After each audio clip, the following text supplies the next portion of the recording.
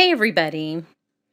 Today I want to show you a quick and easy way to amp up your designer series paper. I'm using the Timeless Elegance paper from the new Stampin' Up! Catalog. And I have to tell you, it took everything that I have in terms of courage to cut this piece of paper.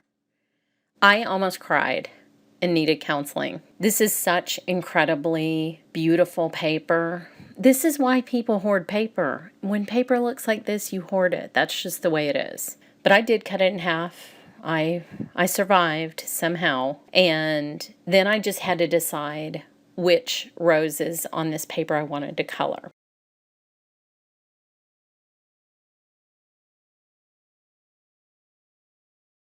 Now, I decided on these three, and I have to tell you, this was a live experiment for this video because I didn't know how this paper was going to react to watercolor at all. There was a good chance that I would ruin it and spend the next 3 months crying over a soggy, wet, ruined, gorgeous piece of designer paper with these vintage roses on it. But I took that risk for you because I love you. So I got out my Fine Tech watercolors, and I knew that I wanted to do blue on these roses. Since God hasn't given us a blue rose, then I'm going to. And I started with purple in the deep shadows because that makes great shading for a good blue. And then I added sort of their ultramarine blue for the mid-tones all around the flowers, and I'm just going to color the roses blue. But then I go back on top and I add this more green blue because it's brighter, it's a little more vivid, and I wanted a really good pop of blue against that nice cream colored background. And I'll intensify this as I go along.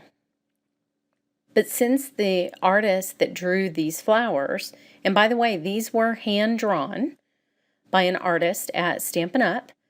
I found that out, and I am just even more in awe of this now because that is some incredible drawing. But the way these are drawn, they're already shaded for you. You don't really have to do anything in terms of shading if you just want to add color. And that's one of the reasons that kind of called to me with this paper. In the background, I would like to keep it just a little bit more muted. So I'm mixing my greens because in the Fine Tech set, there isn't really a pure olive. So I like to mix it with sort of a yellowish brown and then the greens. And I'll just put that a little bit on some of the foliage. Now on these other flowers in the background, I do not want them to steal the show from my blue roses.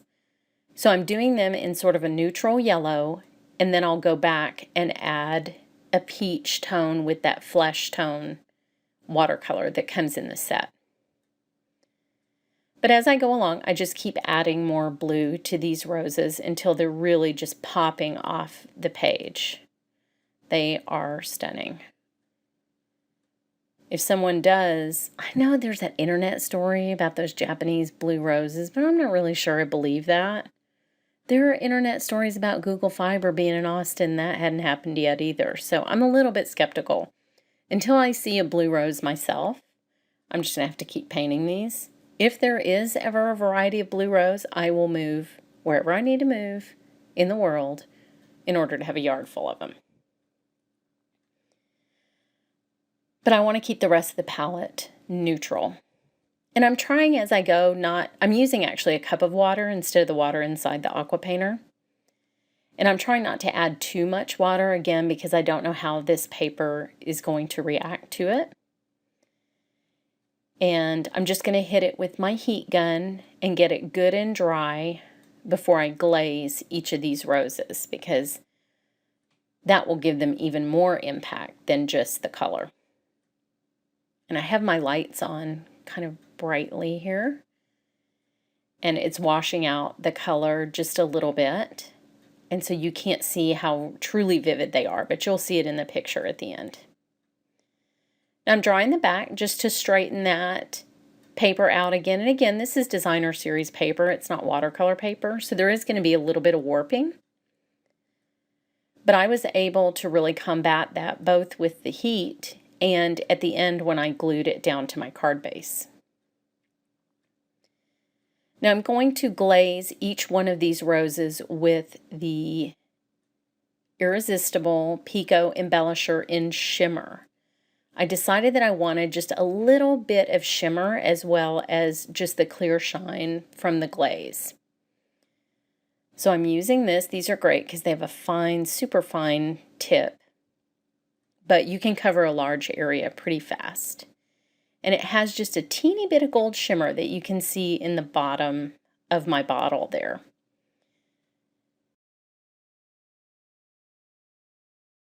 Now, since the paper is a little bit warped and I don't want the shimmer glaze to run at all outside of the flower, I'm just taping it down with washi tape.